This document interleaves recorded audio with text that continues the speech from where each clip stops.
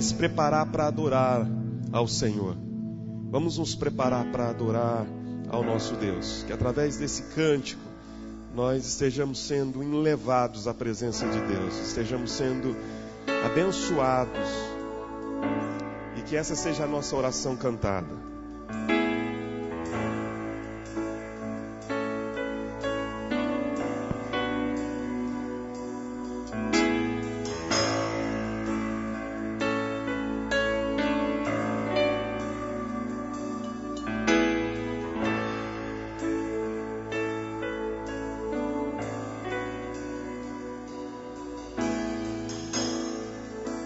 Acima de todos,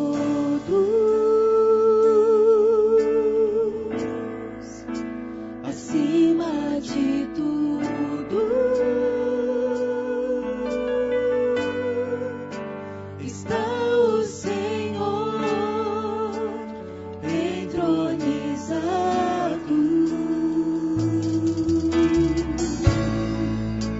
Os anjos e os homens,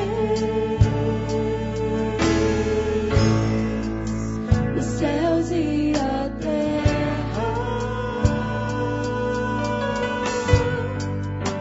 montanhas e mares declaram quem tu és.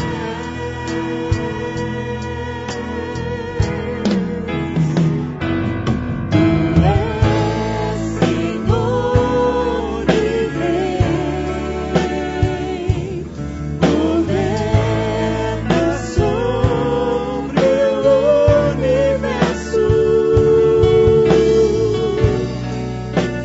justo e fiel,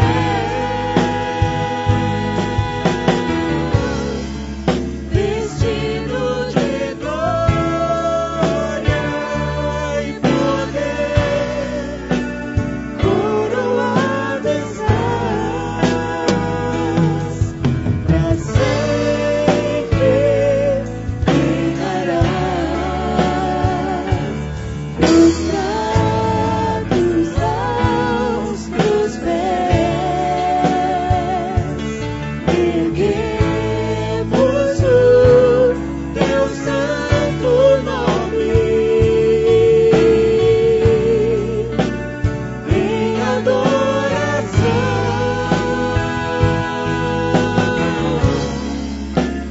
Nos entregamos a ti como teu lugar e habita entre nós,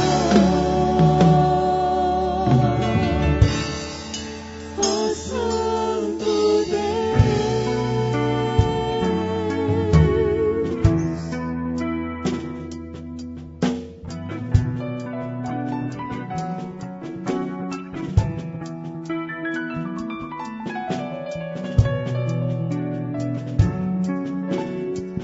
Oi, queria convidar você a ficar em pé, querido, e a orar ao Senhor. Erga suas mãos ao alto, busque a presença do Senhor. Peça que nessa noite o Espírito do Senhor fale ao seu coração, que esse seja um tempo de cura, de salvação, que este momento de culto traga muita adoração ao nome de Jesus, edificação à sua vida. Faça a tua oração ao Senhor nessa hora, em nome de Jesus. Pai Santo, nós queremos adorar ao Senhor na beleza da tua santidade, Pai. Nós queremos entregar ao Senhor este culto, entregar ao Senhor este tempo, ó Deus, de adoração coletiva da tua igreja. Pai, nós te adoramos e louvamos ao Senhor por nos dar a oportunidade de nos reunirmos num domingo como esse, Senhor. Tempo, ó Deus, de descanso na tua presença. Tempo, ó Deus, de adorarmos ao Senhor e buscarmos ao Senhor enquanto se pode achar. Deus, eu quero te agradecer, porque, ó Deus, muitos, ó Pai, não têm, Senhor, esse privilégio que temos de nos reunirmos diante do Senhor, de podermos, ó Deus, adorar ao Senhor com cânticos, com instrumentos, com vozes afinadas, de podermos ouvir uma palavra do Senhor, de podermos nos assentar confortavelmente para este momento. Deus, nós queremos te agradecer por todas estas dádivas que o Senhor nos concede. Louvado e engrandecido seja o teu nome. Ó Deus, que o nosso coração não abrigue, Senhor, nenhum sentimento de murmuração, de reclamação, mas que o nosso coração, ó Deus, esteja cheio de gratidão ao Senhor. Ó Deus, que o nosso coração esteja cheio de louvor ao teu nome, Pai. Que nós, ó Deus, possamos com os nossos lábios adorar e com o nosso coração engrandecer ao teu nome. Deus, eu abençoo a vida de cada um dos meus irmãos. Eu peço, ó Deus, que sobre cada um repouse a bênção do Senhor. Que nesta noite, ó Deus, o coração de cada um dos teus filhos seja edificado, seja renovado, seja, ó Deus, abençoado, restaurado. Ó Deus, eu peço ao Senhor que neste momento, ó Deus, de culto, haja um milagre do céu acontecendo no coração de cada um de nós, ó Deus, de cada um de nós. Deus, enquanto estamos aqui, nós pedimos que o Senhor cuide de tudo aquilo que nos causa preocupação.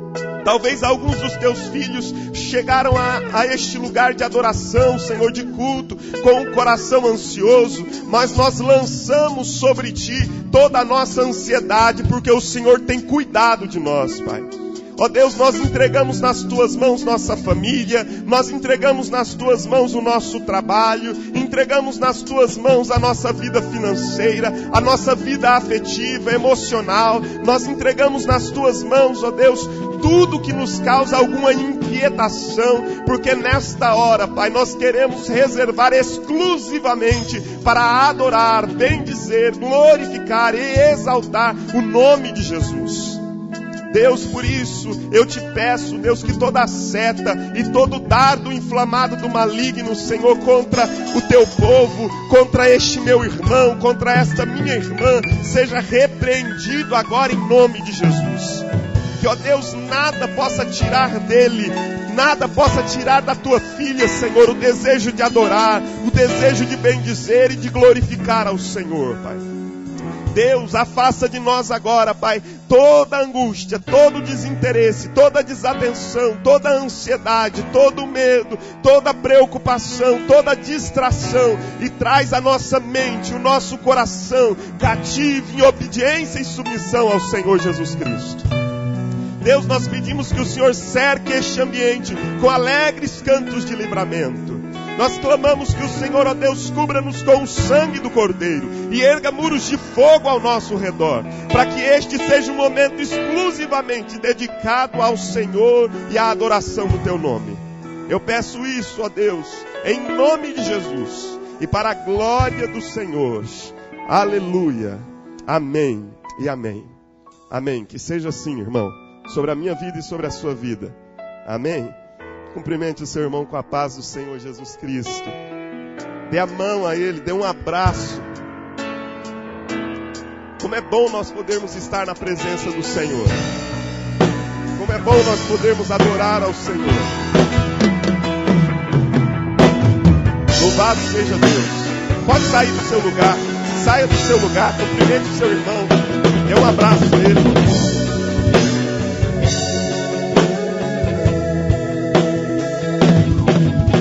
Vamos adorar ao Senhor.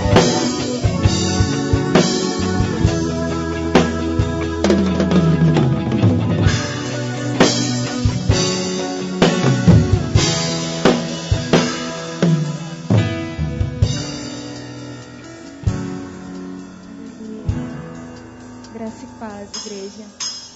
Que bom vê-los aqui, nesse final de tarde, início de noite. Um tempo bom que o Senhor nos preparou. O pastor Jean falou uma coisa na oração e é muito verdade. É um privilégio estarmos aqui. Considere-se privilegiado de podermos cultuar o nosso Deus publicamente, sem nenhum tipo de intervenção ou retaliação. Sabemos de tantos países que é tão difícil poder prestar culto ao Senhor, e nós estamos aqui, podendo louvar esse Deus, engrandecê-lo Então faça isso, igreja, faça isso com intensidade, não perca essa oportunidade. Este momento é muito precioso, é muito precioso. E eu te convido, meu irmão, a adorar o Senhor, a render a Ele tributo e glória e toda adoração que há no seu coração. Adore o Senhor com sinceridade, é isso que Ele procura, adoradores que o adorem em espírito e em verdade. E que não só o louvem pelo que Ele tem feito ou pelas coisas que Ele pode te dar, mas pelo que Ele é. E é isso que nós vamos declarar nessa noite. Engrandecer ao Senhor por tudo que Ele é. Em nome de Jesus. Aleluia. Aleluia. Por tudo que Tu és, Senhor, nós Te glorificamos, nós Te engrandecemos, Pai, nessa noite. Recebe o nosso louvor, Deus. Esse é o desejo do nosso coração. Aleluia. Você pode celebrar o Senhor com as suas palmas. Senhor.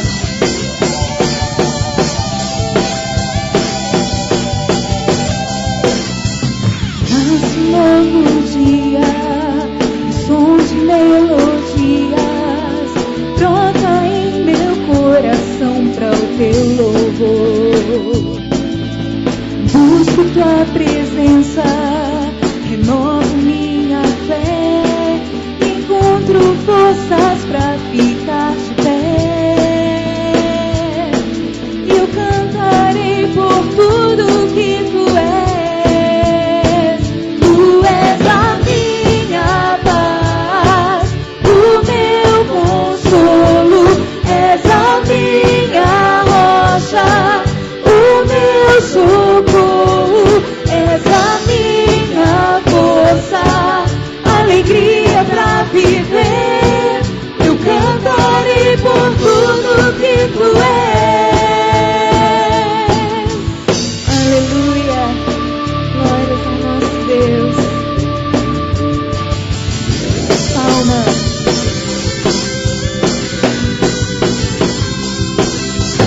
Nasce um novo dia, som de melodias brota em meu coração para o Teu louvor. Busco Tua presença, renovo minha fé, encontro forças para ficar de pé. Eu cantarei por tudo que Tu és.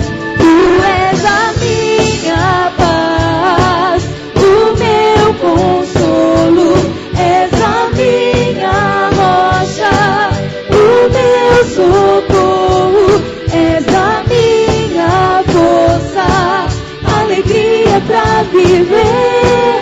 Eu cantarei por tudo que Tu és. Tu és a minha paz, o meu consolo, és a minha rocha, o meu socorro, és a minha força, alegria pra viver. Eu cantarei por tudo que Tu és.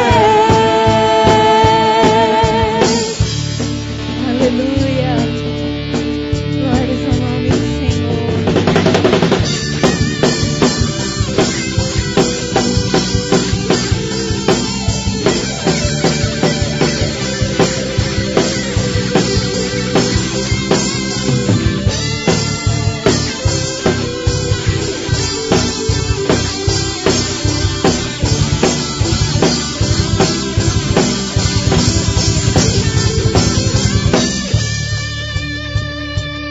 Vamos declarar ao nosso Salvador.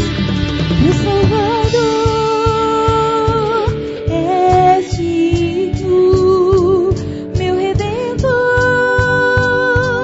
és digno, libertador, és digno, restaurador, és digno, meu provedor.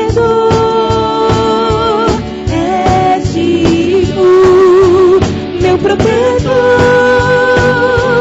és digno, meu grande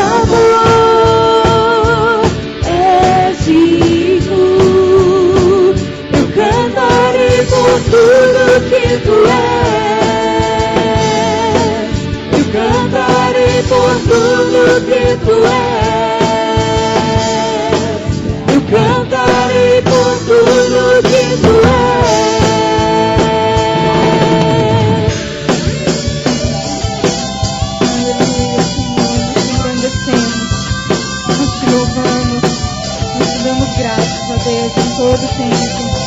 Tu és um Deus extraordinário. Aleluia. Glórias ao nome do Senhor. Aleluia. Aleluia. Aleluia.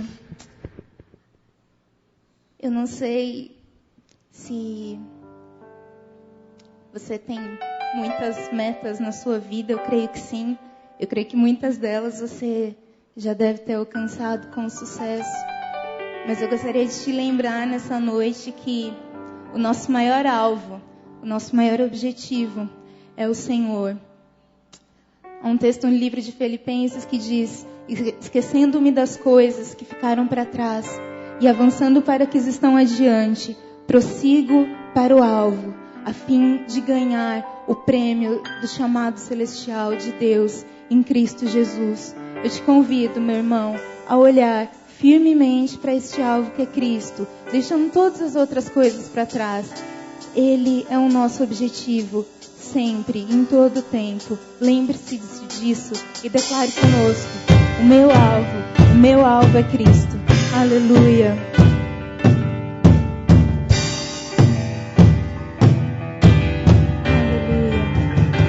Você pode usar as suas palmas para adorar ao Senhor? Assim, ó.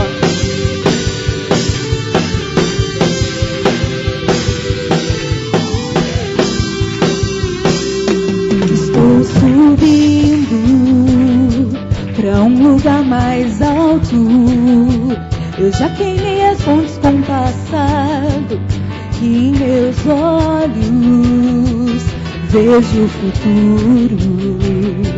Tudo novo se fez, tudo novo se faz. E dessa estrada eu não me desvio nunca mais. Estou firme, eu não me desvio nunca mais. Vou avançar, eu vou crescer, ninguém vai me vencer. Meu alvo é Cristo, meu alvo é Cristo. Vou avançar, eu vou crescer, ninguém vai me vencer. Meu alvo é Cristo, meu alvo é Cristo. Estou subindo para um lugar mais alto. Eu já desisti de andar sozinho. Cristo vive em mim e os meus pés estão no caminho, estão no caminho. E dessa estrada eu não me desvio nunca mais. Estou firme, eu não me desvio nunca mais. Vou avançar, eu vou crescer, ninguém vai me vencer. Meu alvo é Cristo, meu alvo é Cristo. Vou avançar, eu vou crescer,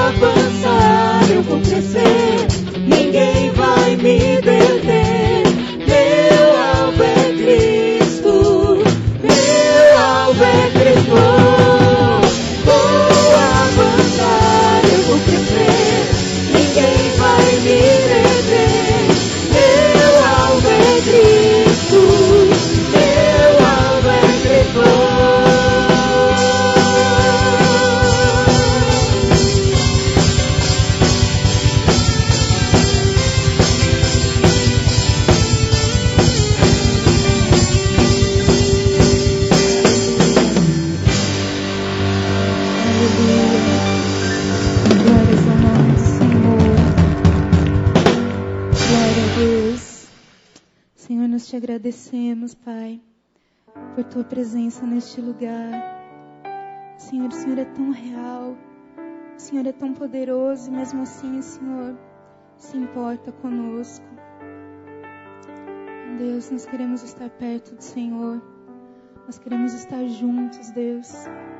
Nós queremos caminhar contigo e ser um só contigo, Senhor. Neste momento, Senhor, nós queremos ser envolvidos, ó Deus, com a Tua presença, com o Teu toque e sentir, ó Deus, de fato, o Senhor nos abraçar.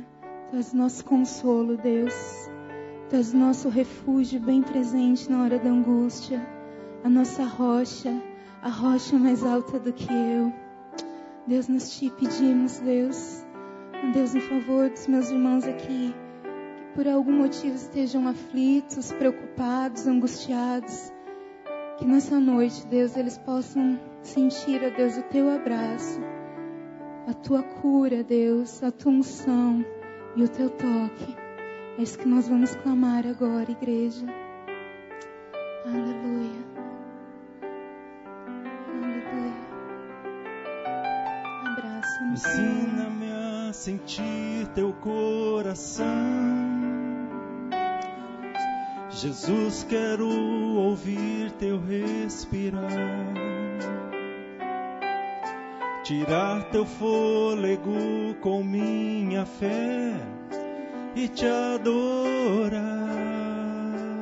Você pode dizer isso, igreja. Ele é o pão que nos alimenta. Jesus, Tu és o pão que me alimenta, o verbo vivo que desceu do céu. Vem aquecer meu frio coração com Teu amor.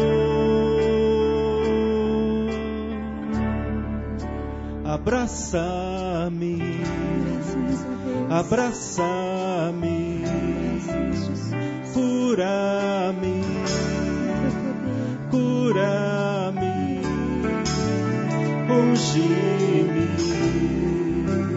unge-me, toca-me, toca-me. Ensina-me a sentir Teu coração. Jesus, quero ouvir Teu respirar. Tirar Teu fôlego com minha fé e Te adorar. Tu és o pão. Jesus, Tu és o pão que me alimenta, o verbo vivo que desceu do céu. Vem aquecer meu frio coração com Teu amor. Abraça-me, abraça-me, cura-me, cura-me, unge-me, unge-me, toca-me, toca-me, abraça-me, abraça-me, cura-me, cura-me,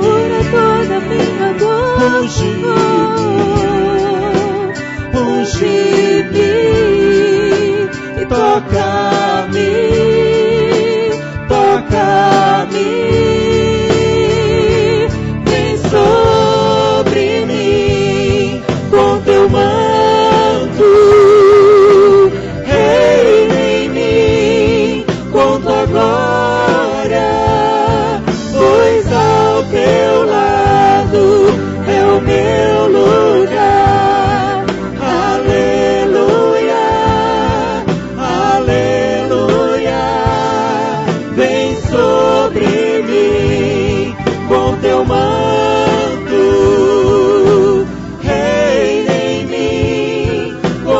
glória, pois ao teu lado é o meu lugar. Aleluia, aleluia. Abraça-me, abraça-me, cura-me, cura-me, unge-me, unge-me, toca-me, toca-me, abraça-me, abraça-me, cura-me, cura-me, unge-me, unge-me, toca-me, toca-me. Vem sobre mim com teu manto, reina em mim com tua glória, pois ao teu lado é o meu lugar. Aleluia, aleluia. Vem sobre mim com teu manto, reina em mim com tua glória, pois ao teu lado é o meu lugar. Aleluia, aleluia.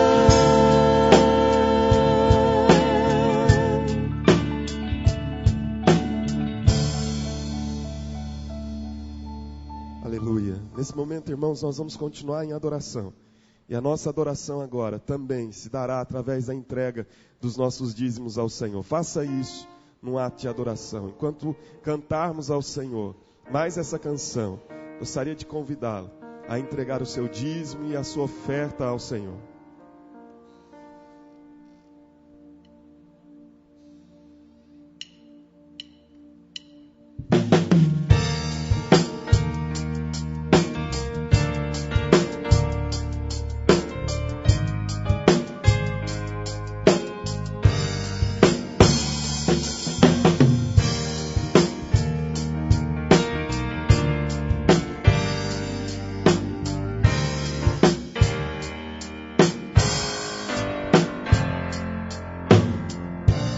Meu Deus é mais que abundante, supre as minhas necessidades. Descanso em pastos verdejantes, El Shaddai cuida de mim. Você pode dizer, igreja? Meu Deus é mais que abundante, supre as minhas necessidades. Descanso em pastos verdejantes, El Shaddai cuida de mim.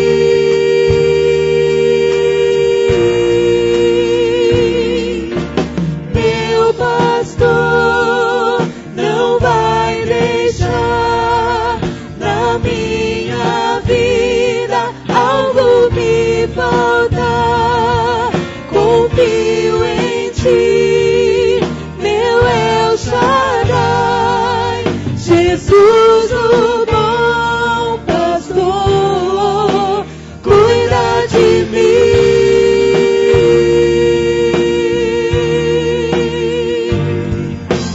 Meu pastor não vai deixar na minha vida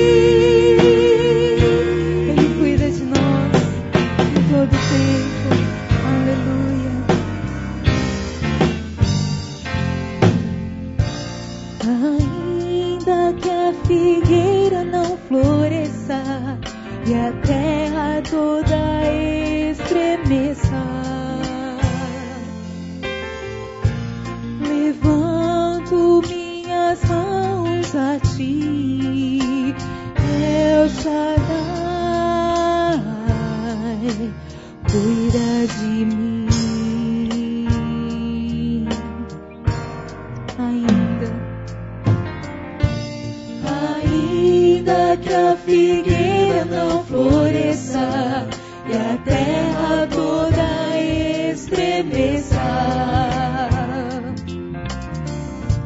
Levanto minhas mãos a ti, El Shaddai,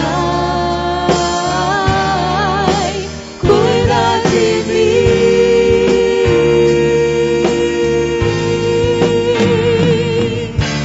Meu pastor não vai deixar na minha vida algo me faltar.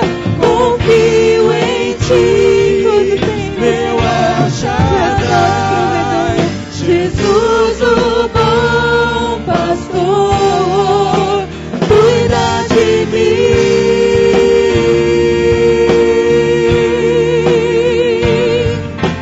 Meu pastor não vai deixar na minha vida algo me faltar.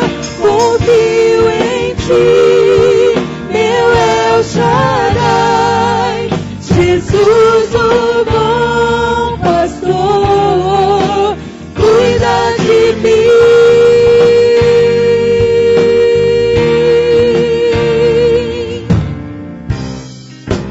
Mais que abundante é o derramar do poder de Deus sobre mim.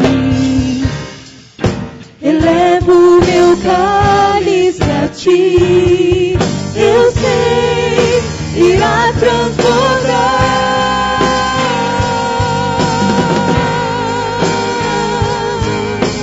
Mais que abundante, mais que abundante, Elevo meu cálice, mais que abundante, mais que abundante.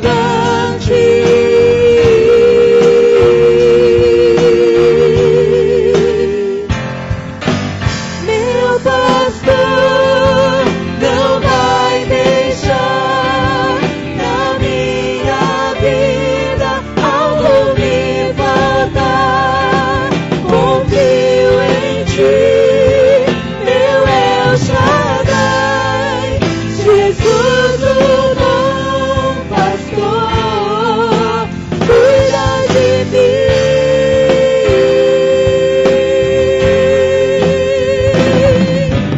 Meu pastor não vai deixar na minha vida algo me faltar. Confio em ti, meu El Shaddai, Jesus o bom pastor, cuida de mim.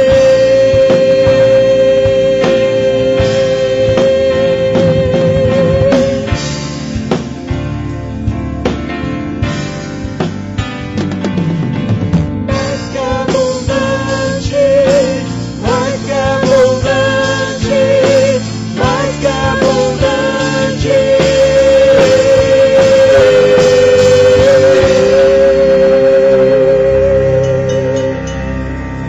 Damos graças, Senhor.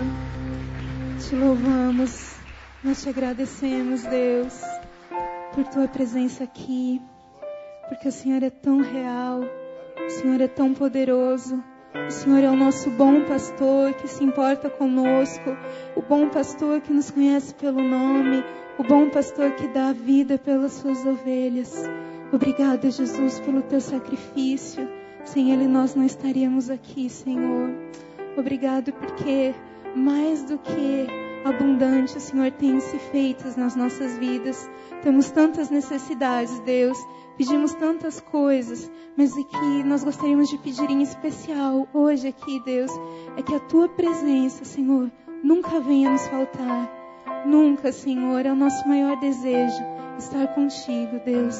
Fica conosco, continue falando aos nossos corações. É o que pedimos e agradecemos. Em nome de Jesus. Amém. Aleluia. Pode se assentar, querido. No próximo sábado, dia 24, nós teremos o chá de mulheres, que acontecerá às 16 horas no buffet Estação Festa.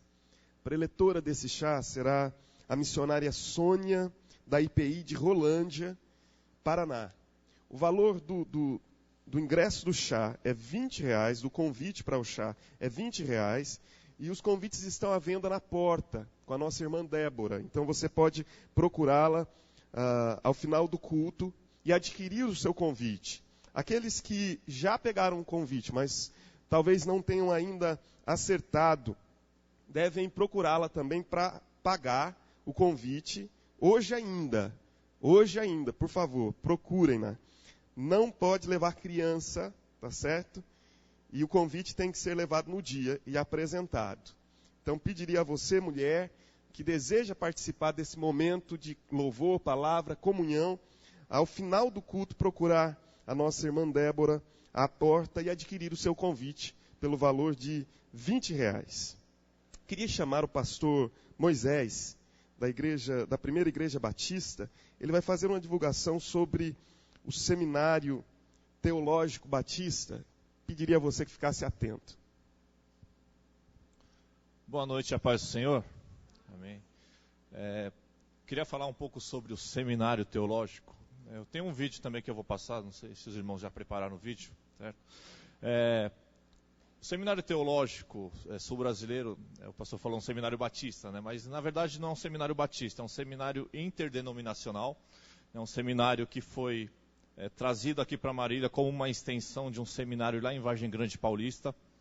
Está realmente dentro do templo da Igreja Batista, mas somente usando o espaço que a Igreja Batista nos ofereceu, né? Então, eu queria falar um pouco desse seminário, né, o vídeo que a gente vai passar. E o único propósito desse seminário ter sido trazido aqui para Marília é para realmente preparar homens e mulheres, né, que possam servir melhor na obra do Senhor, né? Então, se você é um líder, se você pretende se tornar um líder, né, ou se você realmente ama a palavra de Deus, quer conhecer mais a palavra de Deus, né, então está feito o convite aí a vocês, né? Então, queria passar o vídeo agora.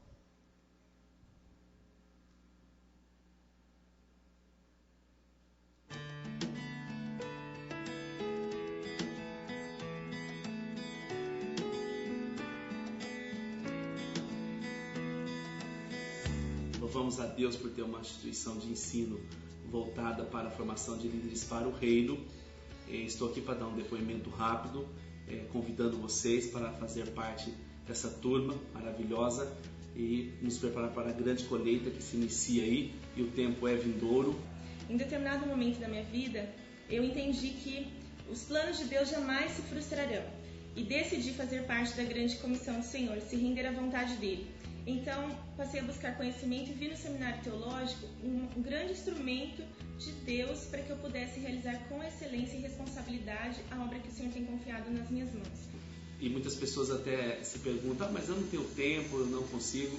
Eu sou gestor empresarial, cuido de mais de 5 empresas, tenho muitos afazeres e fora isso, tenho a minha família, sou supervisor de várias células e tempo é uma coisa que nós temos que ter, porque a única coisa que fica é o que nós vamos investir para o Senhor. No decorrer do curso, pude perceber, através do corpo docente, homens sérios, tementes a Deus e que tem realmente nos encharcado com mais do Senhor. Tem nos ajudado a realmente mergulhar na palavra e nos rios de Deus. O lema do Seminário Teológico Brasileiro: piedade, conhecimento e missão. Nós oferecemos 3 cursos: bacharel em teologia, bacharel em ministério e básico em teologia em 2 períodos.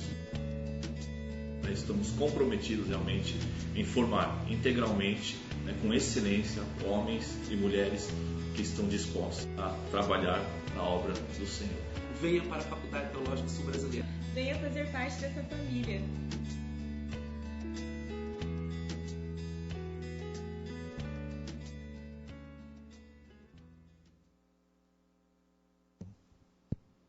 Então está feito o convite, né?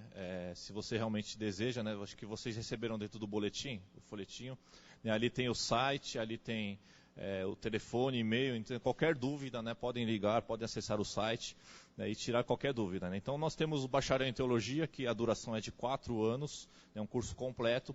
O bacharel em ministério também em 4 anos, né? Aí muitas pessoas perguntam, qual a diferença entre o bacharel em teologia e o bacharel em ministério, né? O bacharel em ministério nós não tem as disciplinas grego e hebraico que fazem parte do original, né, da palavra de Deus, né? E também o básico em teologia em 2 anos, né? Aqueles que não dispõem de muito tempo, né, precisam, às vezes não tem tanto tempo, então em 2 anos, né, com menos disciplinas, você consegue concluir o curso de básico em teologia, né? Então, Deus abençoe a sua vida, né? Se tiver, está feito ao convite, se tiver disposição, se tiver realmente o interesse, né, entre em contato conosco. Amém? Obrigado.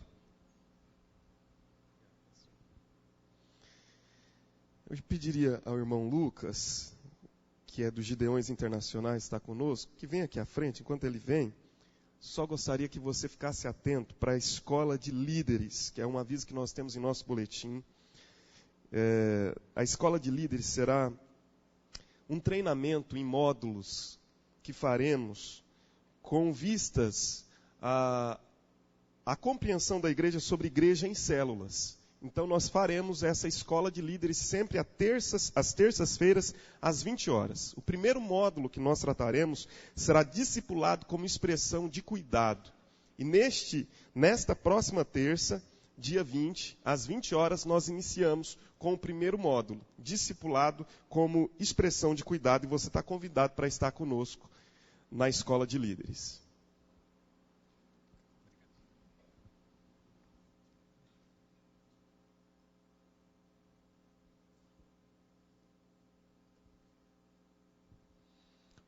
Cumprimento a amada igreja com a graça e a paz. José Hilton, residente no estado do Ceará. Ele relata no nosso livro de testemunho o seguinte testemunho. Talvez você não se lembra mais de mim, mas eu não esqueci de você. José Hilton voltava de uma viagem de Porto Alegre. E quando passava por Joinville, ele viu alguns homens com algumas caixas na mão. Aquilo chamou a sua atenção, ele parou o seu caminhão no acostamento, desceu e foi ver de perto o que estava acontecendo, porque tinha muitas crianças. E quando chegou ali, eram os Gideões entregando o Novo Testamento àquelas crianças. Aquilo chamou a sua atenção e aquele caminhoneiro pediu então que fosse lhe dado um Novo Testamento. E os Gideões quebraram o protocolo e entregaram a ele um Novo Testamento como este. Ele relata na revista que durante 1 ano e meio, aquele Novo Testamento se tornou o seu melhor companheiro de viagem. Certo dia, parado em um posto de combustível, lendo o Novo Testamento, em João 8, verso 32, ele pôde ler: conhecereis a verdade vos libertará. E diz: Senhor, eu quero conhecer esta verdade, eu quero ser liberto. E naquele momento ele foi impactado pelo poder do Espírito Santo. E teve a sua vida mudada, a sua vida transformada. Ele relata ainda que durante mais 1 ano, toda a sua família aceitaram a Jesus através daquele Novo Testamento. Lindo testemunho, né? Se parasse por aqui, já estava completo aquele Novo Testamento, a obra já estava sendo feita. Mas não termina, ele continua viajando. E ele relata que voltava de Minas, passando por Governador Valadares, uma noite muito fria. Era 2 horas da madrugada. Ele não conseguia mais segurar o volante do caminhão. Ele disse: eu preciso parar, preciso descansar. E para em um posto de combustível. E quando ele vai fechar a cortina da boleia do caminhão, ele fita os olhos e vê um morador de rua, que tremia muito, porque era muito frio, aquele homem estava trêmulo, aquela noite era muito gelada, e ele ficou pensando: eu preciso fazer alguma coisa, mas eu estou tão longe de casa, eu moro no Ceará. E quando ele está pensando, para um carro importado, descem 2 jovens bem vestidos, abastecem o carro, e quando sai, pega a mangueira do posto e molha aquele mendigo. E disse: não é possível, que tem pessoas que têm um coração desse jeito. E ficou pensando, desceu correndo daquele caminhão. Quando chegou ali, perguntou para aquele homem: o que eu posso fazer para lhe ajudar? Aquele homem respondeu: eu estou com muita fome. Faz 3 dias que eu não como, eu estou morrendo de fome. Aquele homem correu, comprou comida, deu para aquele morador de rua. Trocou a sua roupa, voltou para o caminhão, mas não conseguia dormir. Estava faltando alguma coisa. Ele fitou os olhos e viu o Novo Testamento no caminhão e disse: eu vou entregar aquele homem. Desceu, entregou para ele e disse: eu lhe dei algo que matou a sua fome material, mas isso pode mudar a sua vida espiritual. Voltou para o caminhão, conseguiu dormir, acordou pela manhã, fitou os olhos, não viu mais aquele homem. Queria dar um abraço nele, mas não conseguiu, foi embora. Amada igreja, pastor Jean, 10 anos se passaram, aquele homem passando na mesma rodovia, quando parou naquele posto para abastecer o seu caminhão, quando sai na rodovia, o seu caminhão funde o motor. Ele não sabia o que estava acontecendo, mas Deus sabe de todas as coisas. Aquele homem vai na cidade, arruma uma oficina, arruma um hotel, e diz para o porteiro: eu gostaria de ir a uma igreja hoje à noite. Aquele porteiro respondeu: ali tem igreja dos católicos, ali do outro lado tem uma igreja que vai uns homens de capa preta. E disse: eu quero ir nessa de capa preta, e foi para a igreja. Quando chegou, o culto já tinha começado como agora, ele sentou no último banco, e quando ele sentou, amada igreja, de repente um homem fitou os olhos para ele, e não tirou, e ficou olhando. E ele pensou: talvez aqui não possa chegar depois que o culto tenha começado. Pensou até em levantar, mas ficou firme. E aquele homem olhando para ele, quando terminou o culto, aquele homem desceu de cima do púlpito, dirigiu-se até aquele homem, olhou para ele e disse: talvez o senhor não se lembra mais de mim, mas eu sou o mendigo daquele posto.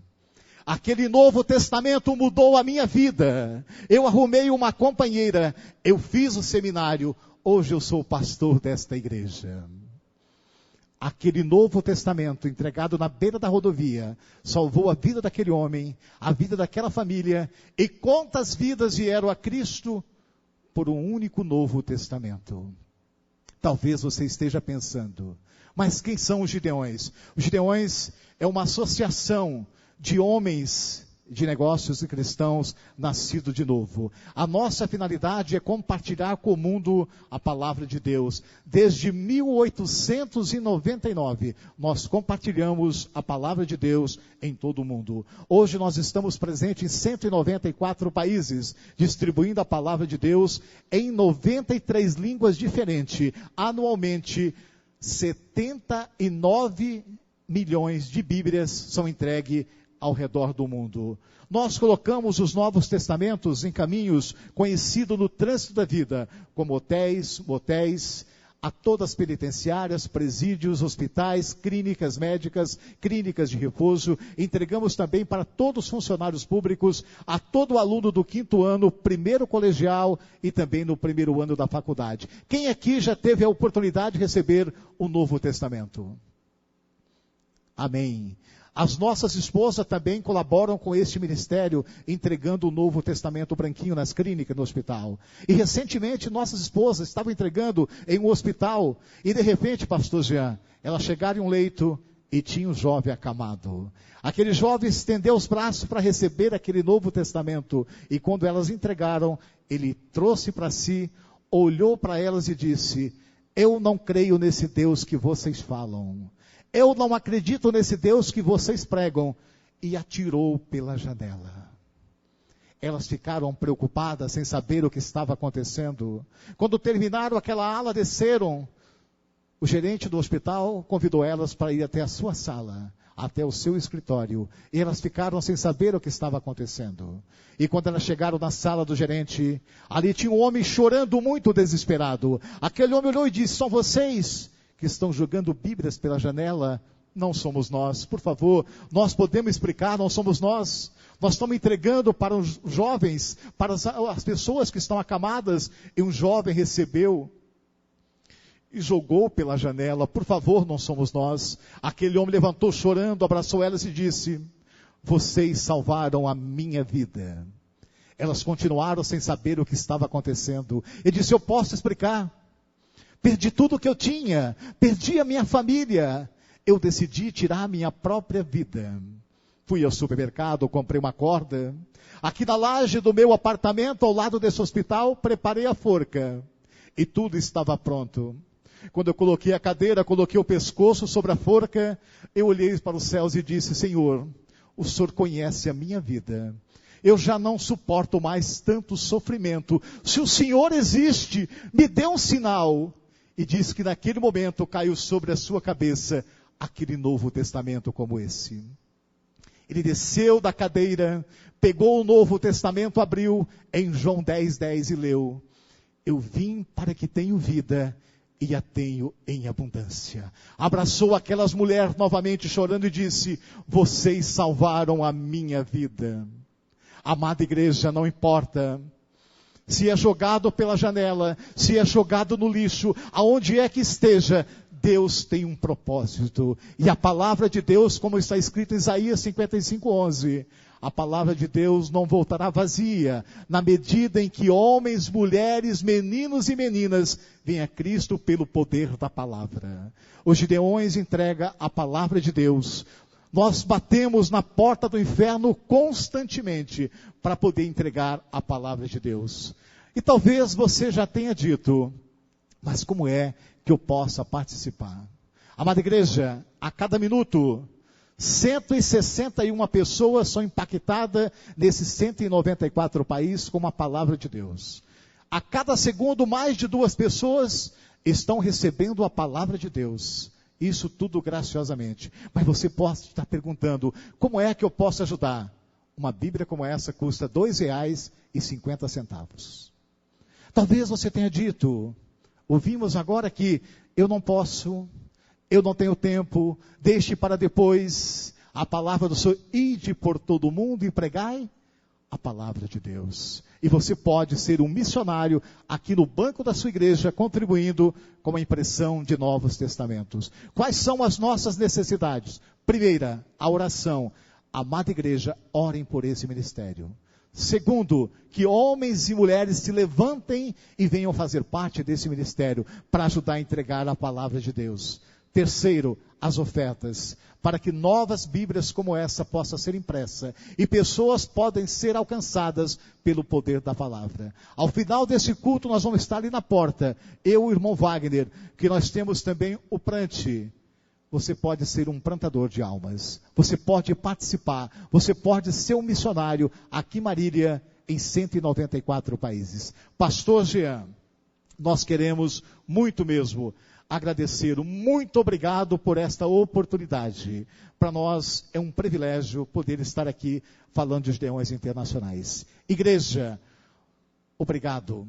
Que a sua atenção para nós é motivo de orgulho. Nós queremos voltar aqui o ano que vem, poder prestar conta desse ministério. Aqui nós temos nessa igreja o Marcos Tonini, nós temos o Oswaldo, nós temos o Wagner, que pode dar informações para vocês a cada dia. Muitas pessoas lá fora estão morrendo, ainda não conhecem a palavra de Deus, ou sequer tem um livro para ler, e nós temos essa oportunidade. Muito obrigado, em nome de Jesus.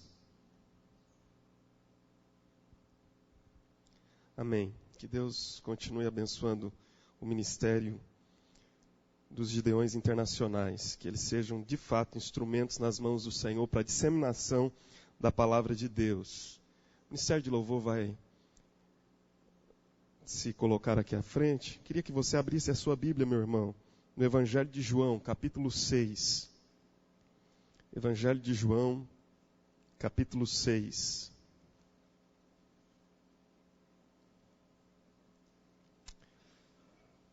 Queria ler com você, depois nós vamos orar, despedir as crianças para o culto infantil e ouvir um cântico. Mas eu gostaria que você abrisse a sua Bíblia nesse texto para a nossa meditação nessa noite. João capítulo 6, versos 66 a 69.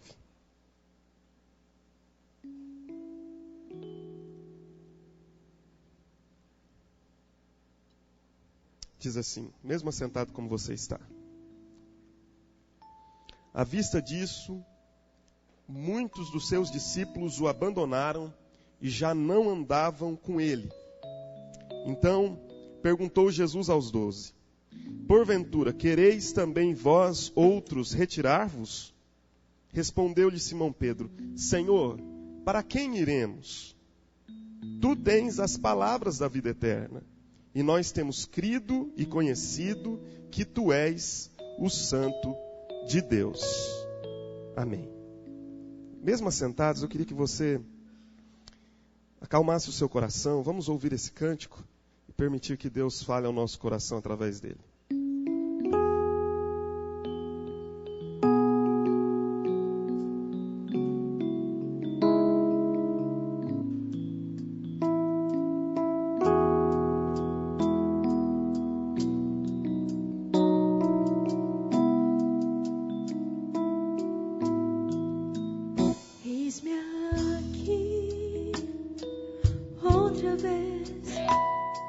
Diante de ti abro meu coração, meu clamor tu escutas e fazes cair as barreiras em mim. És fiel, Senhor, e dizes palavras de amor, esperança sem fim. Ao sentir o teu toque, por tua bondade libertas meu ser. No calor deste lugar eu venho me derramar, dizer que te amo, me derramar, dizer te preciso, me derramar, dizer que sou grato, me derramar, dizer que és formoso.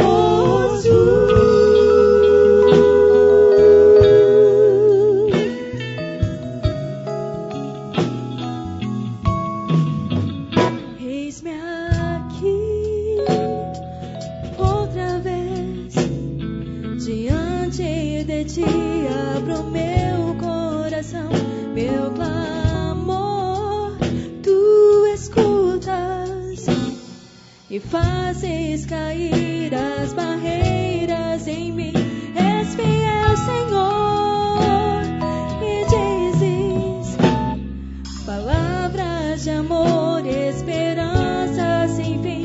Ao sentir o teu toque, por tua bondade libertas meu ser. No calor deste lugar eu venho me derramar, dizer que te amo, me derramar, dizer te preciso, me derramar, dizer que sou grato, me derramar, dizer que és formoso.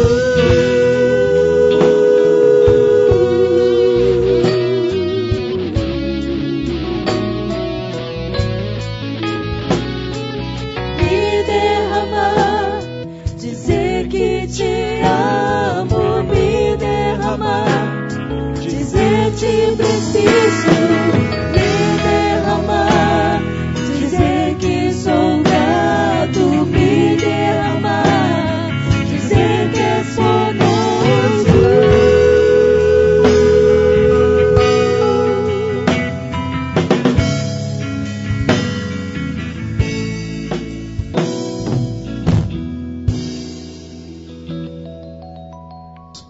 Nós colocamos diante de Ti a nossa vida agora.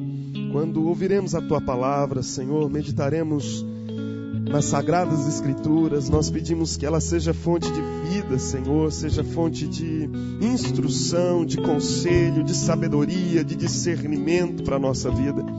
Nós agradecemos pela vida das nossas crianças, pedimos que o Senhor as abençoe, que elas também recebam uma palavra, Deus, advinda do Teu coração.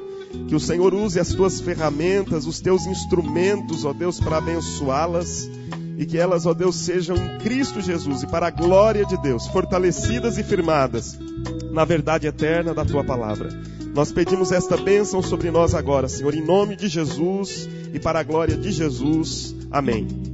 Amém. Amém. Deus os abençoe. As crianças podem ir para o culto infantil, por favor. Agradeço os irmãos do Ministério de Louvor. João capítulo 6.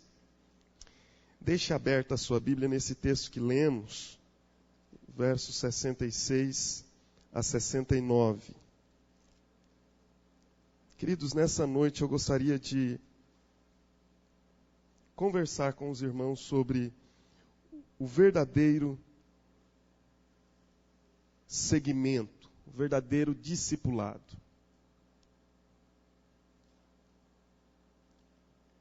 Qual a posição mais perigosa? Declarar de maneira aberta e franca a recusa a Cristo ou segui-lo por motivos falsos e errados? Qual a posição mais perigosa?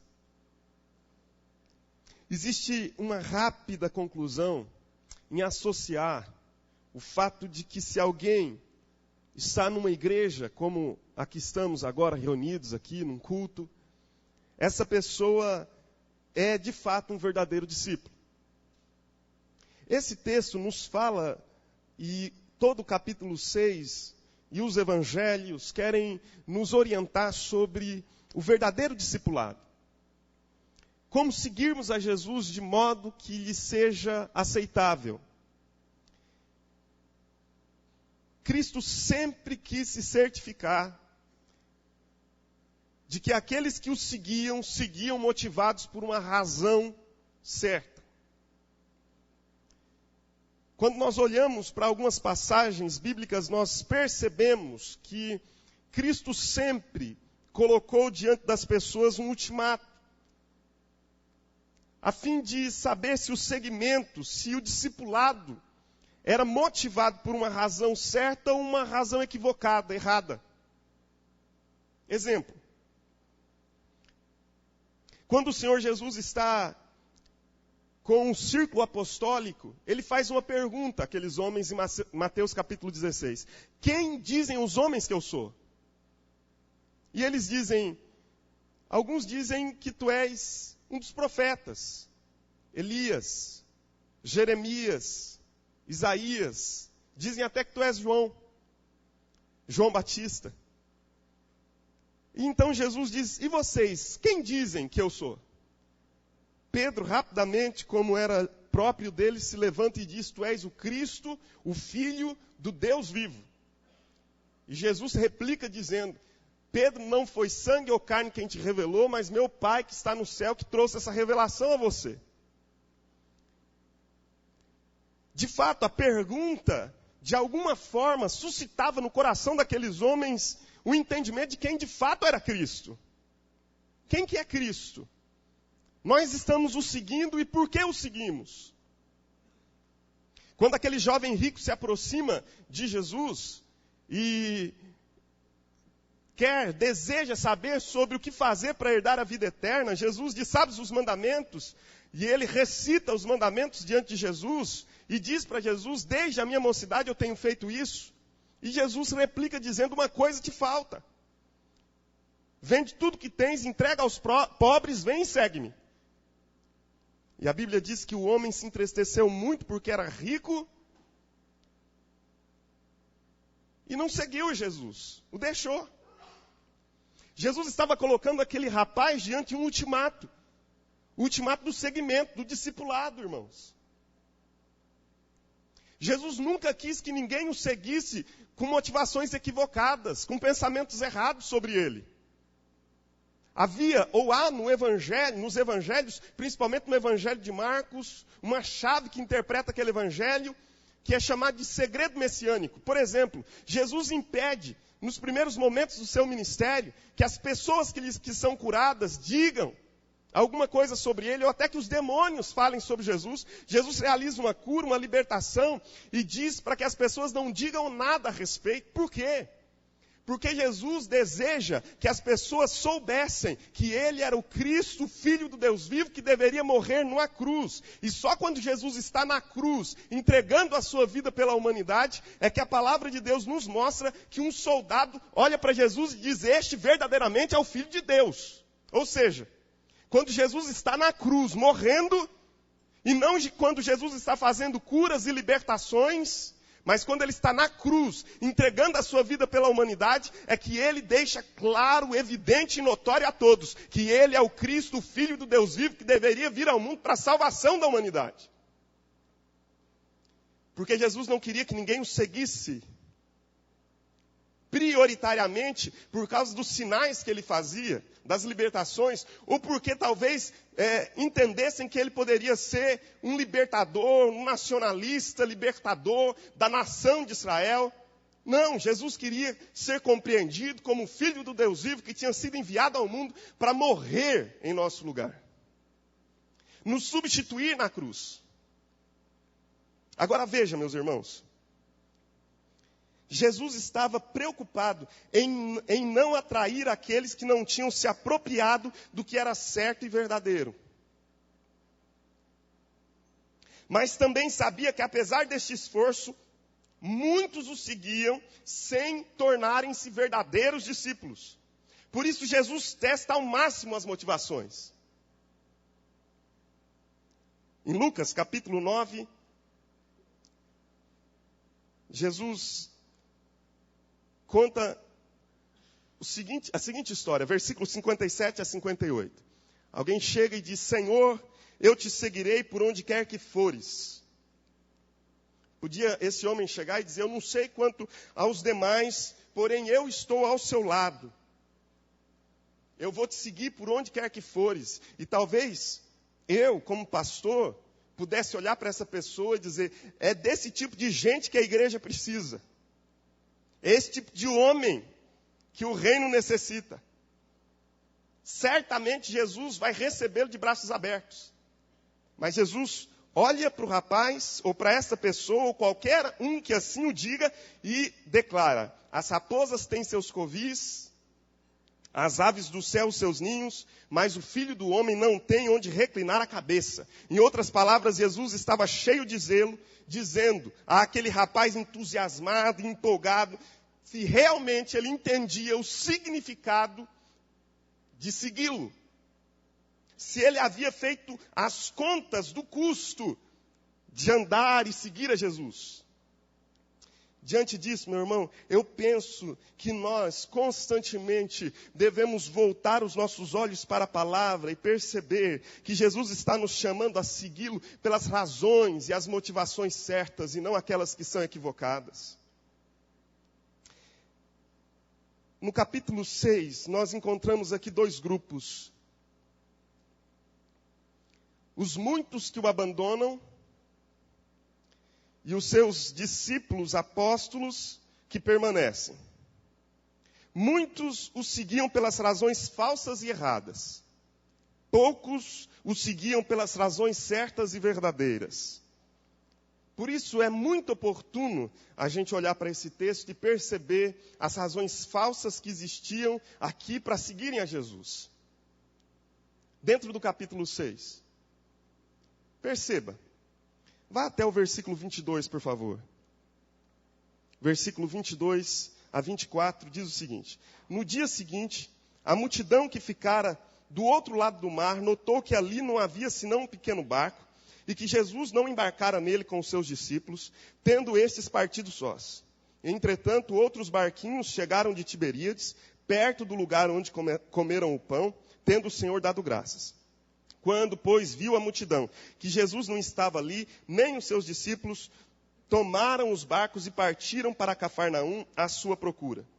Não só esse texto, mas outros tantos vai nos relatar que Jesus está cercado por uma multidão. A multidão comprime Jesus. A multidão segue Jesus. A multidão quer estar onde Jesus está. A multidão o tempo inteiro está ao redor de Jesus. Meus irmãos, há uma razão em nossos dias que deve ser, de fato, diagnosticada como uma razão falsa pela qual as pessoas seguem ou aparentemente seguem Jesus. Eu vou chamar ela de fé por modismo. Fé por modismo. Algumas pessoas estão atrás não de Cristo, mas estão atrás do movimento. Unem-se apenas e simplesmente pela razão que muitos outros estão fazendo a mesma coisa, e porque os outros estão fazendo a mesma coisa, isso se torna uma moda. Isso é um perigo. É um perigo nós seguirmos a Jesus, ou pelo menos aparentemente acharmos que estamos seguindo a Jesus, motivados apenas pelo modismo. Há algum tempo atrás, ser evangélico era de fato ter autoridade para dizer: eu sigo Jesus e eu me declaro como alguém que o segue e o ama. Em nossos dias, todo mundo é evangélico. Todo mundo acha bonito ser evangélico. É popular ser evangélico. Antes não era. Não era nada popular ser evangélico. Agora é popular. O camarada faz um gol. E aí ele tira a camisa. E na camisa dele está escrito: Jesus Cristo é o Senhor. Ou Deus é fiel. E a gente acha bonito. E a gente diz: da onde ele é? Eu quero ir para lá. Vai se tornando algo onde nós somos levados simplesmente porque aquilo vai se tornando uma moda. E me parece que com Jesus isso aconteceu. A fama de Jesus vai se disseminando. A fama de Jesus vai se popularizando. E de repente o que acontece? Acontece que as pessoas simplesmente querem estar onde Jesus está, porque Jesus aglomera, ele agrega. Meu irmão, isso é psicologia de massa. Nós tivemos um movimento no nosso país que ficou registrado como um movimento que marcou a política, a sociedade daquela época. Início da década de 90. Impeachment do ex-presidente Fernando Collor. O que aconteceu? Collor deu um tiro no pé. Se defendendo, ele disse: olha, amanhã todo mundo se veste de preto e sai na rua. Dizendo que estão contra essa palhaçada que estão fazendo contra mim. Todo mundo vestiu, ou pelo menos alguns vestiram as cores da bandeira nacional e começaram um movimento. E esse movimento foi ganhando força, foi ganhando volume. Muita gente saiu para as ruas. Mas você quer saber de uma coisa? Muita gente que estava na rua, os caras pintadas, muitos deles não sabiam o que estavam fazendo e o que estavam protestando. Sabe por quê? Porque isso é psicologia de massa. Isso vai movimentando o povo, isso vai levando, isso é perigosíssimo. E Jesus diz na sua palavra que ele não está à procura da multidão pela multidão. Nós precisamos sim alcançar pessoas para Jesus. Esse deve ser o desejo do nosso coração. Mas nós precisamos alcançar pessoas para Jesus que tenham sido de fato redimidas pelo sangue do Cordeiro Jesus Cristo. Não se pode encher por simplesmente encher, tem que se encher para estar cheio da graça de Deus e do poder do Espírito. Meus irmãos, nós precisamos, sobretudo, de uma fé que nos mova, porque nós tivemos um encontro pessoal com Jesus.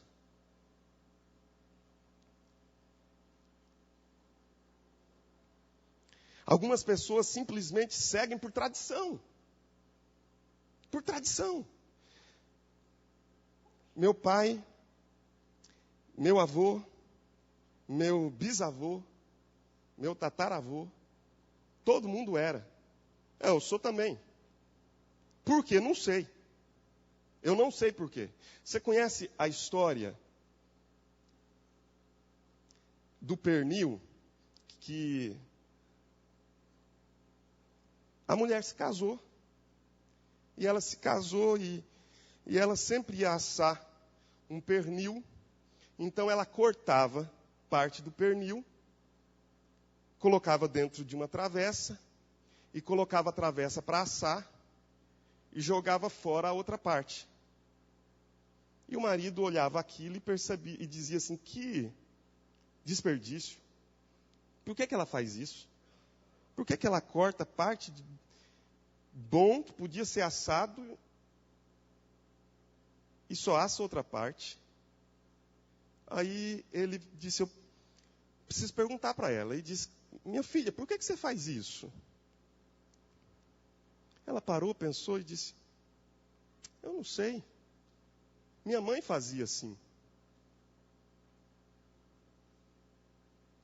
Ele pega o telefone e liga para a sogra. E diz, minha sogra, eu estou com um problema aqui. Uma dúvida. Está me inquietando.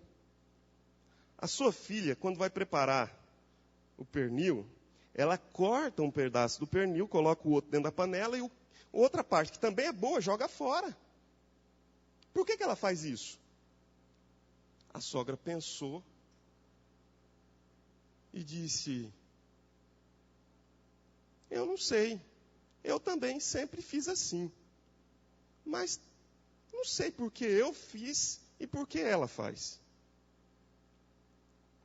Sorte. A bisavó estava viva. Aí foram perguntar para ela, por que se corta o pernil, assa-se um pedaço e o outro joga fora? Aí ela disse, é fácil. Na minha época, nós tínhamos uma travessa, e a travessa era bem pequena. E como a gente não tinha como conservar o restante, a gente assava o que dava, o resto se perdia, a gente jogava fora. Amor, meu irmão, isso é tradição. Há determinadas coisas que a gente faz simplesmente porque os outros fazem. A gente precisa ser, em nome do Senhor Jesus Cristo, esclarecido por que seguimos a Jesus. Eu não devo seguir a Jesus porque meus pais seguiram, eu não devo seguir a Jesus porque a minha família segue, eu devo seguir a Jesus porque, de fato, eu tenho coerência, eu tenho consciência de quem é Jesus. Mas existe também uma fé que não é apenas a fé por modismo, é uma fé mercenária. Veja aí o que diz o versículo 26. Respondeu-lhe Jesus, em verdade vos digo, vós me procurais não porque vistes sinais, mas porque comestes dos pães e vos fartastes. Jesus sugeriu que algumas pessoas tinham uma razão puramente mercenária e materialista para segui-lo. Aparentemente o adoravam, mas a motivação não era o aspecto espiritual, divino, sobrenatural. A motivação era simplesmente uma prosperidade material que conduzia as multidões.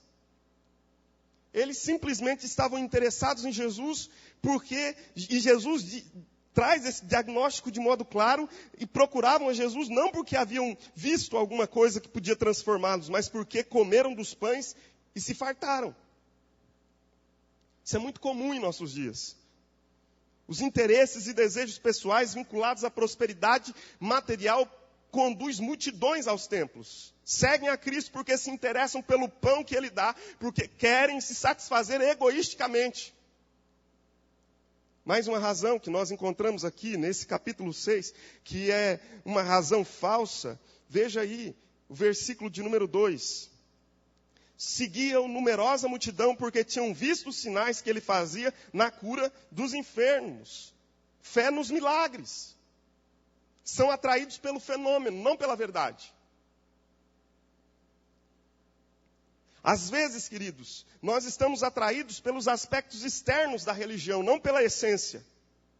Porque o milagre não liberta, o que liberta é a verdade. O milagre, e eu sou, meu querido, essa mensagem pode aparentar a você que eu sou contra um monte de coisa, não sou contra o crescimento da igreja, pelo contrário, estou em busca do crescimento da igreja. Não sou contra milagre, pelo contrário, creio em milagres. Creio em milagres, mas o milagre não liberta, o que liberta é a verdade. O milagre sinaliza para Jesus, o milagre aponta para Cristo, mas o milagre por si só não liberta. Uma pessoa pode ser curada da pior enfermidade, se ela não tiver um encontro com Cristo, ela vai morrer e ir para o inferno. Essa é a verdade. Mas quando nós temos um encontro com Cristo, um encontro com a verdade, um encontro com aquilo que é essencial no Evangelho, isso transforma a nossa vida. Muitos hoje acreditam no que dá certo, não no que é certo. Trocaram a salvação pela solução. São atraídos pelo fenômeno e não pela verdade. E estão enganados. Estão enganados. 2 Tessalonicenses, capítulo 2, versículos 9 e 10, diz que o aparecimento do homem da iniquidade, ou do iníquo, se daria com prodígios, sinais e milagres. E diz a palavra de Deus que estes que o seguissem estariam perdidos e enganados, porque não foram convencidos pelo amor da verdade. Nós precisamos ser convencidos pelo amor da verdade. Todos estes grupos, sincera ou insinceramente, estão enganados a respeito de Cristo e sua mensagem. Suas percepções sobre Cristo não são espirituais, mas humanas. Se você olhar o versículo 14 e 15 do texto, alguns, quando Jesus aparece, dizem: este é de fato profeta, e queriam arrebatá-lo para fazê-lo rei. Não tinham compreendido nada de quem era Cristo. Não haviam assimilado nem absorvido a verdade essencial sobre Jesus. Meus irmãos, eu me pergunto quais são as motivações da minha fé. Por que eu estou seguindo a Jesus? Por que que eu estou seguindo a Jesus? Eu.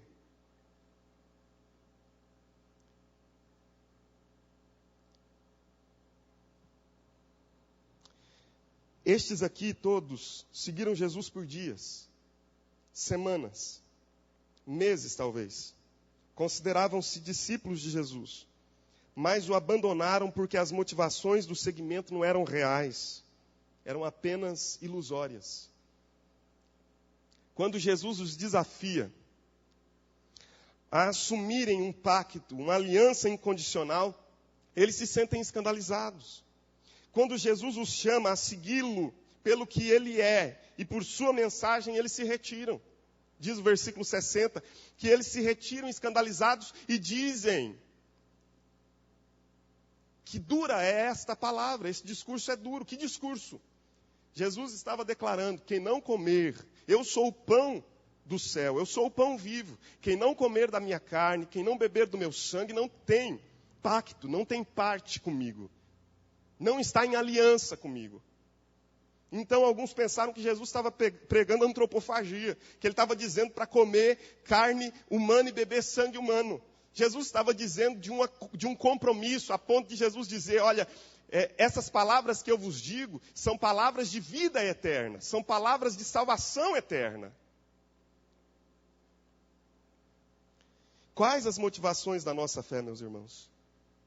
Existem nesse texto que nós lemos, ou existe nesse texto que lemos, João capítulo 6, versos 67 e 69, nos mostra qual a verdadeira razão para seguirmos a Cristo.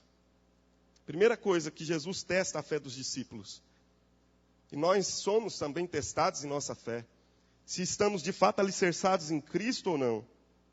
A nossa fé é invariavelmente provada diante de circunstâncias e situações em que nós devemos declarar de quem somos. Nós somos colocados muitas vezes diante de um ultimato, e esse ultimato declara a quem nós vamos servir. A quem nós vamos servir? A Deus ou aos deuses desse século? A quem nós vamos, de fato, assumir como Senhor da nossa vida?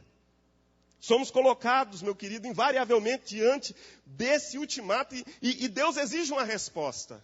Uma resposta é exigida de cada um de nós. E veja aí o que a palavra de Deus diz. No versículo 67, a fé é testada. Muitos estão se afastando. Estão indo.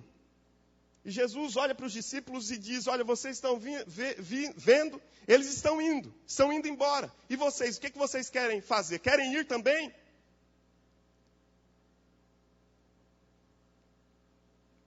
E então Pedro dá uma definição aqui de fé que nós precisamos guardar no nosso coração, e que significa, de uma maneira simples e básica, o que é, de fato, seguir a Jesus pelas razões certas. Jesus faz esse questionamento, testa a fé dos discípulos e Pedro diz: para quem iremos nós? Para quem iremos nós?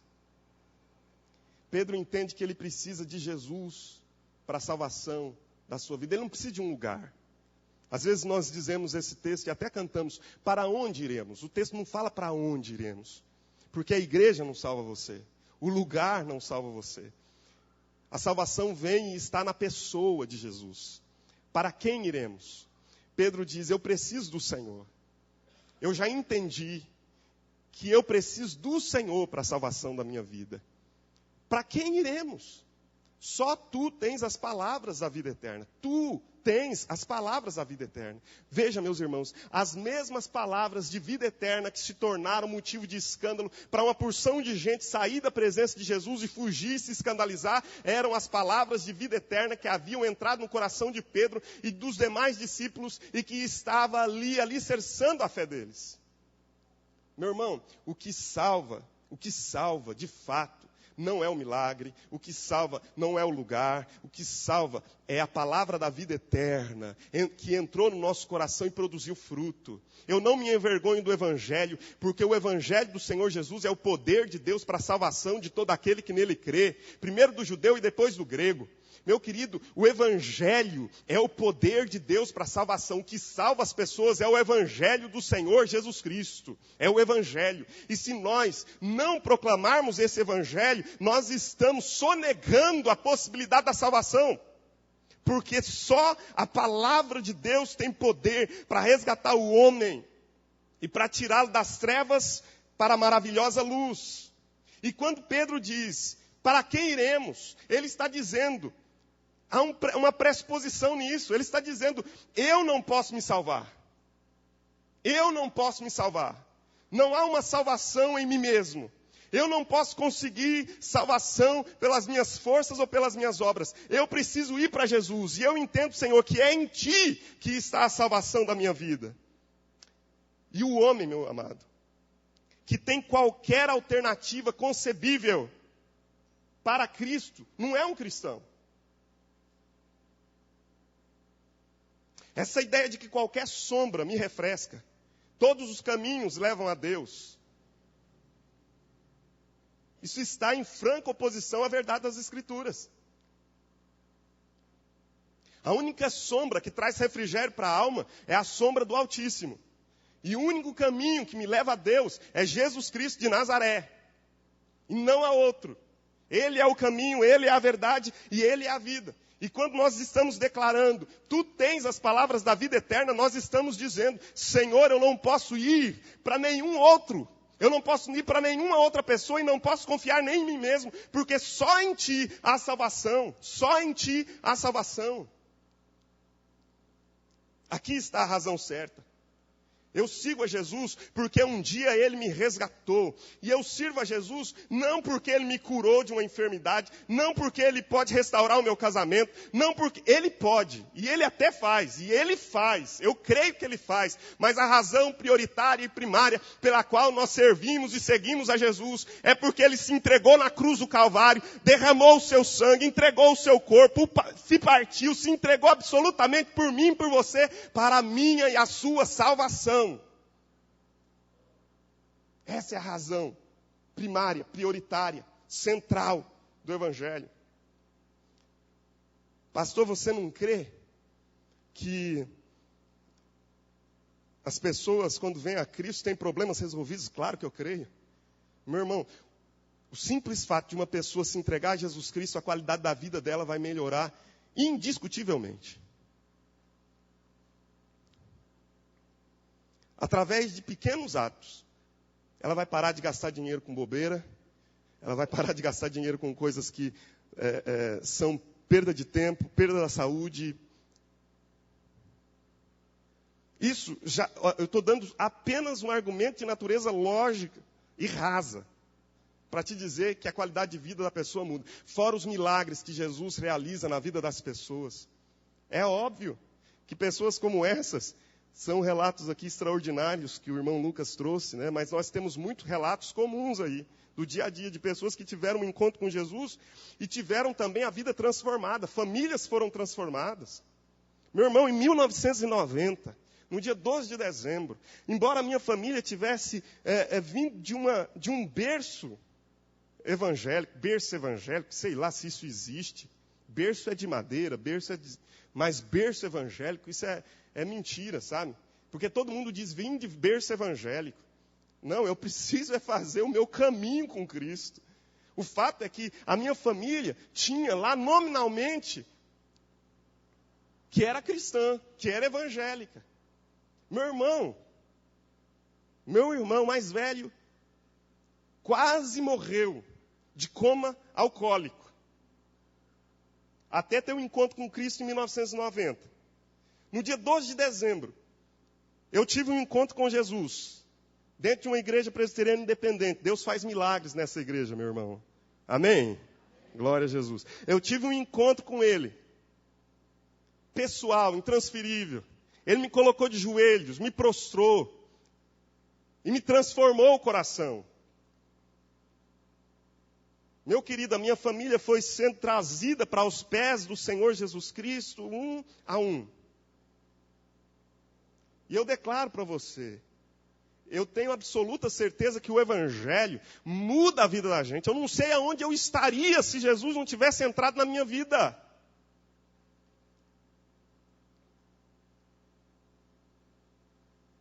Mas Ele entrou e mudou a minha história e a história da minha casa. Eu creio que Ele faz milagres, que Ele muda. Mas, meu irmão,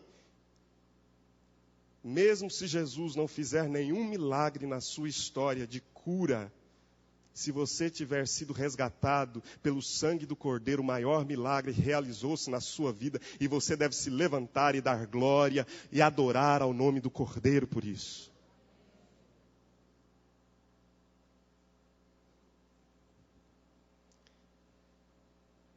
E Pedrão se levanta e diz, para quem iremos? Só tu tens as palavras da vida eterna. Mas há algo aqui que me impressiona nas palavras de Pedro e eu encerro com essas palavras. Ele diz, temos crido e conhecido que tu és o Santo de Deus. Temos crido e conhecido.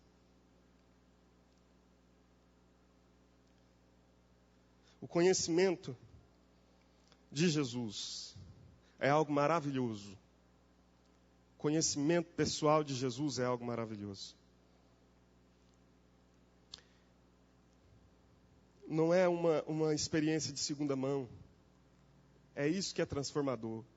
Quando a nossa vida com Cristo se baseia num relacionamento pessoal e não de segunda mão. Pedro diz, nós temos crido e conhecido. Nós conhecemos o Senhor. Nós o vimos aqui. Nós sabemos quem tu és. Como é que a gente vai poder deixar o Senhor? Eu me lembro de uma história que eu ouvi há muitos anos atrás. De um pastor que esteve e teve grande proeminência em nosso país. Ele contou uma história que ficou gravada no meu coração. Ele disse que certa feita estava no interior do estado do Amazonas. E ele se encontrou com um ribeirinho lá que havia se convertido a Jesus Cristo. E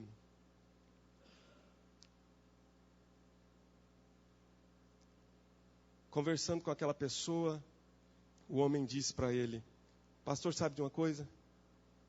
Eu me encontrei com Jesus.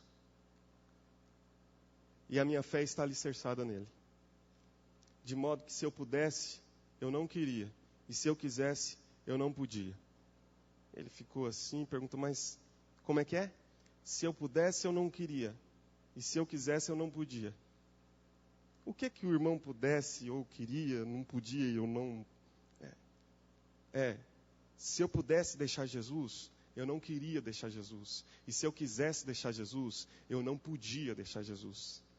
É isso, meu irmão, que acontece com a gente quando a gente tem um encontro pessoal com Ele e declara temos crido e conhecido. Se eu pudesse, se Ele me desse a oportunidade e dissesse assim para mim, você quer me deixar? Quer acaso se retirar? Eu ia dizer para Ele, Senhor, eu posso? Pode, mas eu não quero. Em contrapartida, meu querido, quando o amor de Jesus nos alcança, e esse amor nos enlaça, mesmo se a gente quisesse, a gente não podia, porque esse amor já nos tomou por completo e nos constrangeu inteiramente. Que Deus, em nome de Jesus, nessa noite, esteja colocando no seu coração o porquê você segue a Jesus. E que a única declaração seja, para quem eu irei? Só tu tens as palavras da vida eterna. Vamos ficar de pé.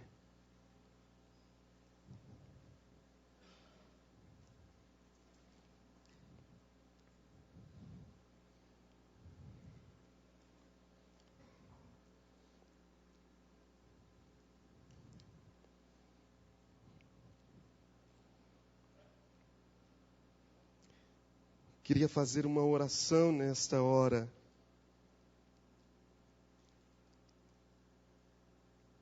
Por você que deseja sinceramente seguir Jesus.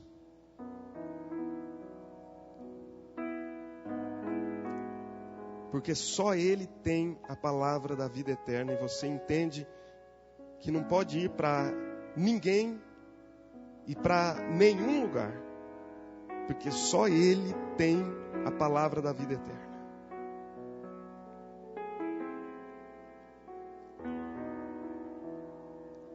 Você que quer Jesus, porque Jesus salva.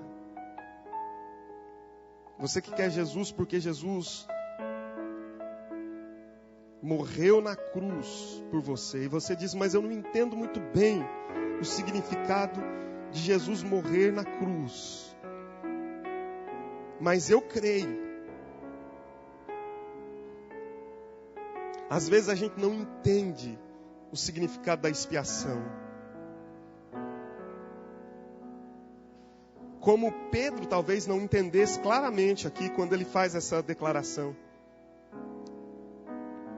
Talvez ele não entendesse claramente o significado de Jesus ter morrido numa cruz. Para a salvação. Para o perdão dos pecados.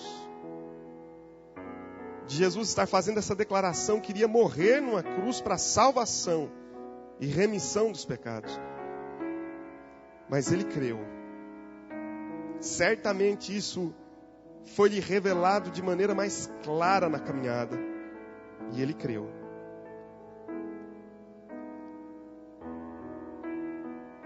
Aí onde você está, eu queria que você se colocasse de joelhos. Se você entende que só em Jesus a vida eterna e só em Jesus a salvação. E falasse para o Senhor, Senhor, eu estou te entregando nessa noite o meu coração, para o Senhor fazer de mim um discípulo.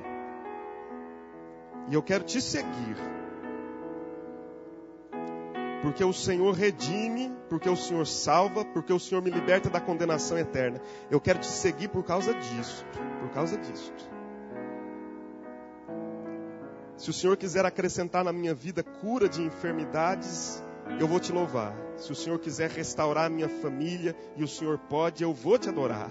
Se o Senhor quiser fazer um milagre atrás do outro na minha vida, eu vou continuar te adorando e te louvando, porque eu sei que o Senhor pode. Mas a razão pela qual eu estou te seguindo é porque o Senhor morreu numa cruz para me salvar. E eu sei que eu não posso ir para ninguém e nem para nenhum outro lugar.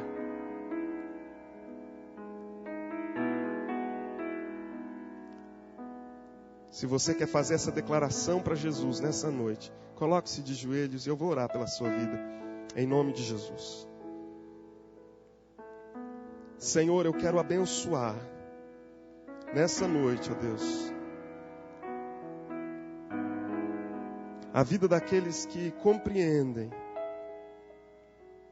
a essência do Evangelho do Senhor,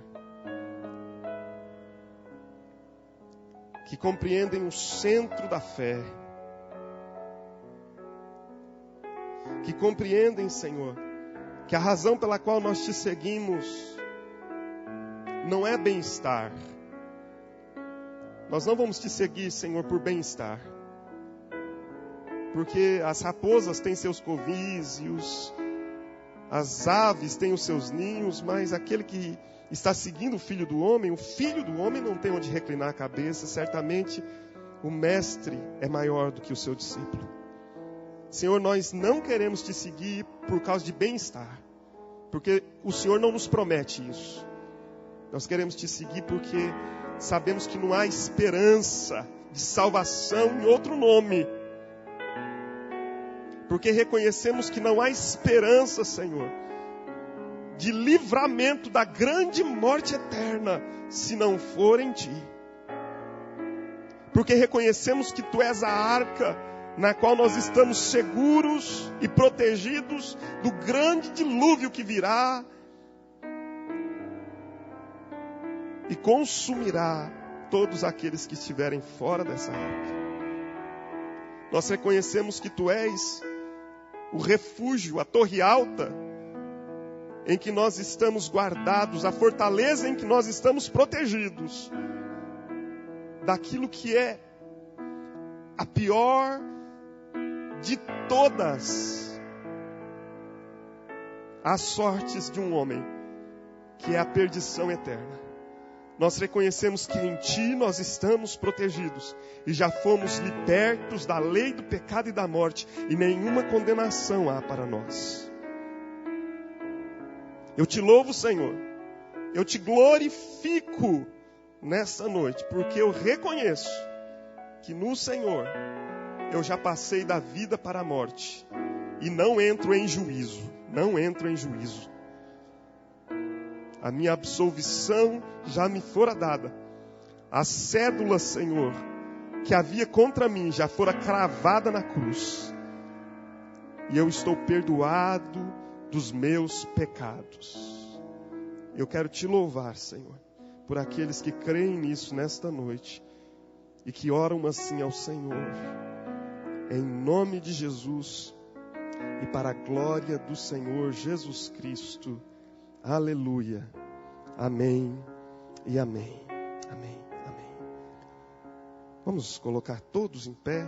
Queria que você desse um abraço no irmão que está aí próximo de você. Já deseja para ele uma boa semana. Nós estamos quase encerrando o culto, mas nós vamos fazer duas coisas. A primeira delas é uma oferta voluntária para os Gideões Internacionais. Eu queria pedir aos irmãos diáconos que me auxiliassem, vindo aqui à frente com as salvas, para nós levantarmos essa oferta voluntária. Você que deseja, de uma maneira voluntária, com disponibilidade no seu coração, ofertar e abençoar o ministério dos Gideões Internacionais, você vai fazer isso agora, entregando essa oferta. Eu vou orar e nós vamos encerrar com esta oferta. E então o culto estará encerrado.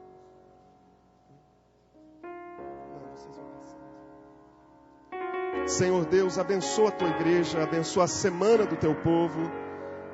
E eu peço, ó Deus, o teu cuidado sobre a vida de cada um dos teus filhos. Eu rogo, ó Deus, a bênção do Senhor. Que o Senhor te abençoe e te guarde, meu irmão. Que Ele levante o rosto sobre ti e te dê a paz. Que o Senhor faça resplandecer sobre ti o seu rosto e tenha misericórdia de ti. E que a graça do Senhor Jesus Cristo, o amor de Deus, o nosso Pai, e a comunhão do Santo Espírito de Deus, sua unção, dons, fruto, sejam e permaneçam sobre a sua vida agora e para sempre. Em nome de Jesus. Amém. Que Deus te abençoe em nome de Cristo.